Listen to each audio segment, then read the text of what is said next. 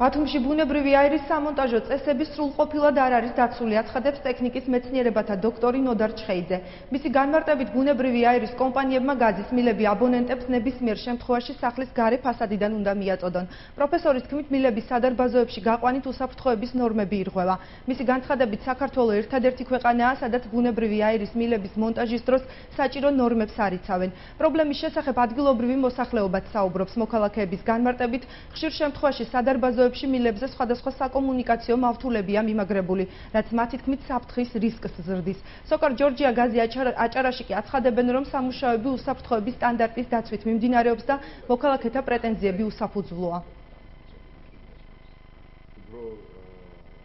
კიბის უჯრედში არ შეიძლება გაყვანილი იქნას გაზის მილები.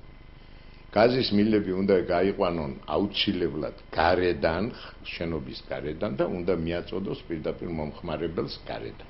შეყოვნებითი მოქმედების ბომბზეა ფაქტიურად დამჯდარი ბათუმში 90% შენობების. აზერბაიჯანული კომპანია ხო არის? თვითონ აზერბაიჯანში როგორ აკეთებენ ესაა საინტერესო. უსაფრთხოების კუთხით არანაირი პრობლემები, დარღვევები ჩვენ კომპანიის ქმედებაში არ არსებობს.